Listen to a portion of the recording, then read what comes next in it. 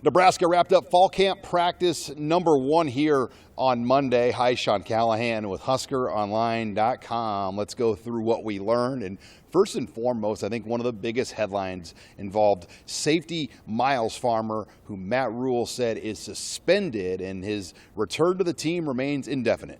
Miles was suspended to end the summer by us, just for simple things, nothing major, just sort of some of our standards, and was not a member of the 120. So we'll wait and see how that all plays out. It's just kind of day by day, like I said, I love Miles. He's a competitive kid. It's so hard when you have a new coach, right?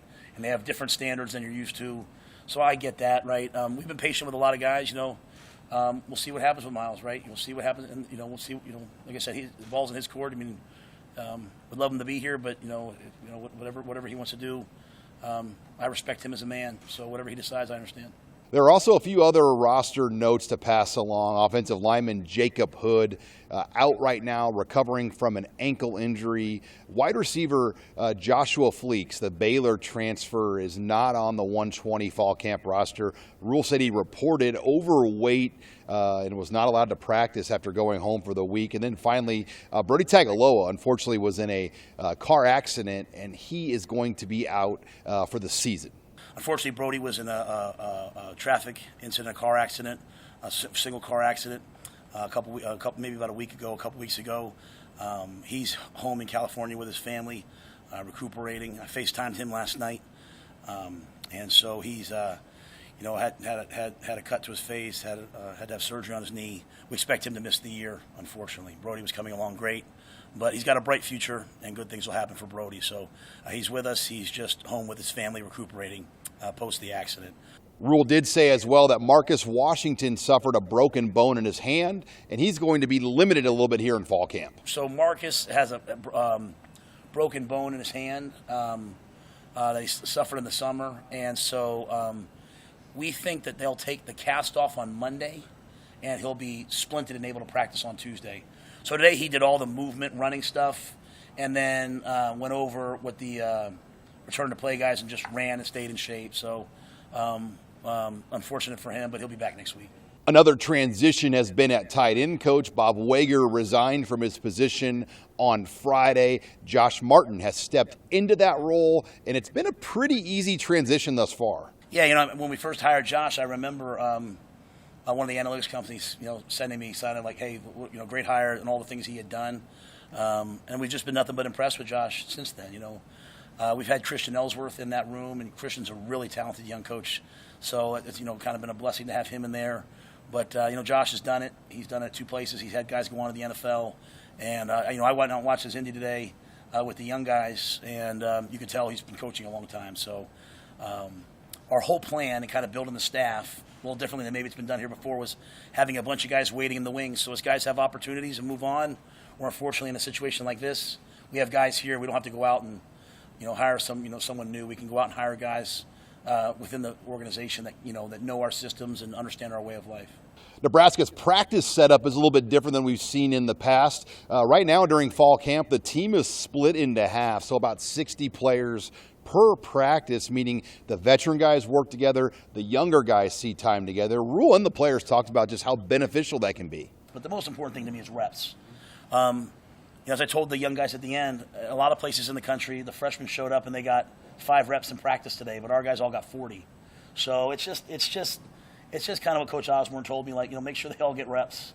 And it's a little bit of a strain on the coaches and the staff because you're having to be out there for a little bit longer, but it's fun and it's good to see them, their personalities, right? You see Chubba now goes from being kind of one of the young guys. Now Chubba's the vet out there leading that third offense, and you see guys, you see the guys as freshmen sort of start to who's the leader, who's got some juice to them. So it's really good to see. I think it will help. It's definitely a different format than what I've seen, but I think it's a great format, especially for the younger guys coming in. It could be a little bit more teaching, so we all get together, we can all hit it rolling and running. So I feel like the format is good, just different. I think that's huge for them because, they're still developing, obviously. They just got here. They're still learning their playbook and their technique and everything like that. So I think it's a huge advantage for them to, get a lot of one-on-one time with the coaches instead of just a big group where they might not get as many reps. We tried to divide it as close to half as we could, right? So if we had, I'm trying to think of like we divided the wideouts. I think we divided them like 9 and 8 or 8 and 8. So it wasn't only the young guys; just most of the young guys were in the young group. Some older guys had to go down and help out, but for them, instead of running with the second group and they get to run with the first group, right? So we tried to divide it even. We had 18 offensive linemen available today, so we went with 10 in the first group and 8 in the second group, and those guys in the second group just had to rotate through. Another big storyline in fall camp is dorm life. We're seeing players on the offense live with players on the defense. Around 125 players and 35 staff members are living in the dorms. Matt Rhule said he really did this to try to bring the team together. Well, I want our whole team to get comfortable being uncomfortable, right? Like they're not allowed to leave campus without permission. Like we told them, like, don't tell me your dog needs walked or like you're here. So I think for me, it's like we just have to get comfortable with new things. But more importantly, like we're trying to build brotherhood, right? And so we're trying to build this sense of common purpose by getting to know each other. So having those guys over there, Gus and his people put a bunch of board games and cards, hoping that they'll maybe get off their phone and talk to each other. And then, we don't just play for ourselves. We don't just play for the football team. We play for the University of Nebraska and the state of Nebraska. And so returning to the heart of campus to me is really important. So I think it's that. And so it kind of divides camp up, right? You're in the dorms for 2 weeks. Then you have a week of kind of being at home coming in. Then school starts, and then we have 10 days before the first game. So sort of this 2-week grind. And, I thought the dorms would be a little bit harder. They're pretty nice.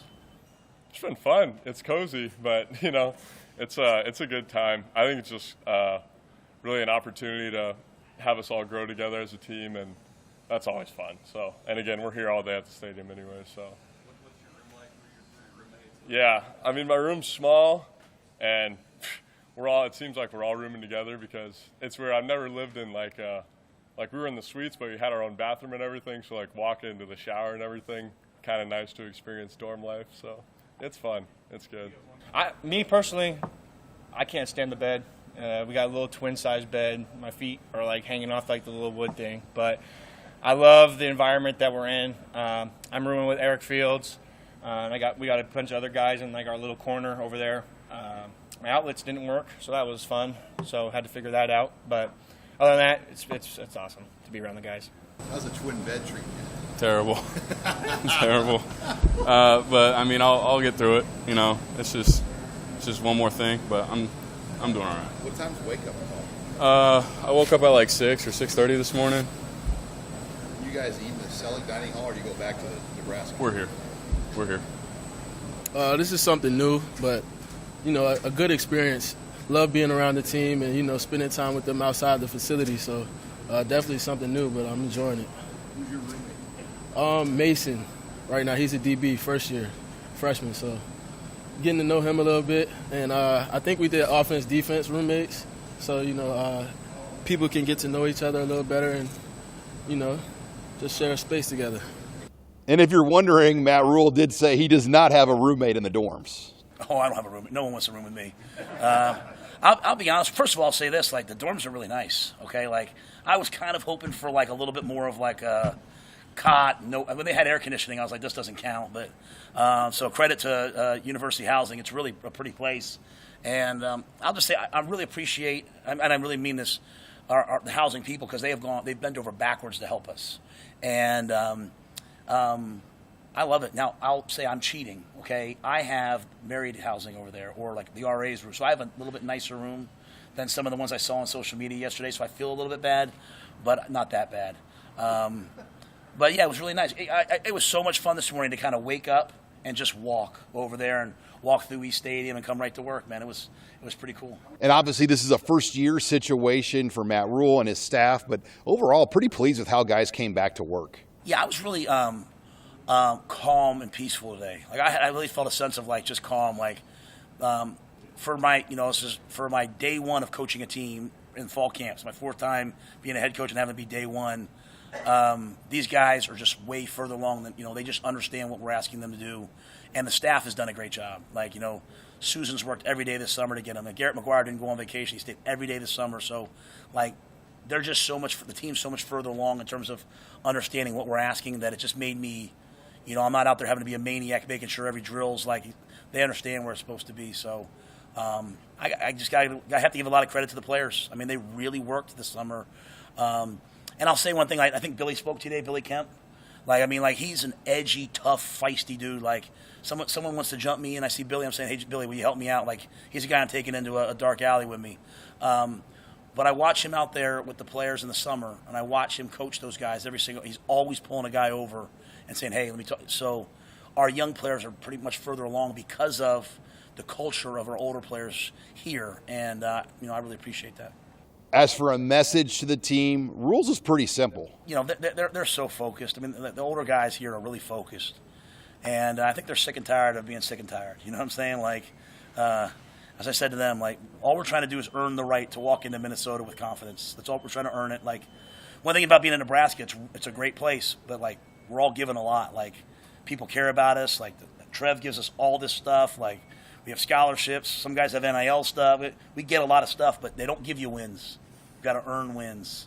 They don't give you wins. That you have to earn wins. And so I like the way that they have like a sense of like, hey, let's get this done. And, let's just talk about today. So I was pleased. I had a lot of fun out there with them today. I really did.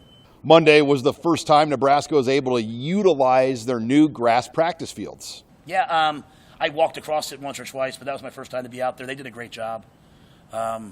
Even just standing on it, like, it's just how much better it is to stand on it, like landing on it when you fall down.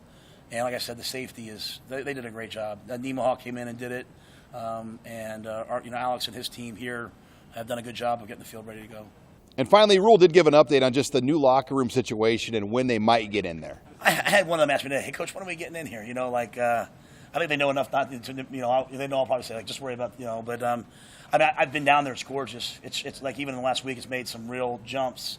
So, I'm being patient, right? Like, when we move in, we move in. The worst thing in the world would be to move in before it's ready. And, I mean, they're working around the clock to get it done right. So, the rain probably hasn't helped. The rain's been great for the state. I don't know if it's helped us in terms of the turf field and all that stuff. So, we will take the crops over our turf field, though. Let me say that. So, maybe by the end of camp, we'll have guys moved in. I'm anticipating as a coach, I'm anticipating just working out of my office up here until whenever day they tell me to move over. So that's a pretty cool office too. So the Huskers will be back on the field for practice number 2 on Tuesday. Reporting here with the Nebraska football team in Lincoln, I'm Sean Callahan of HuskerOnline.com.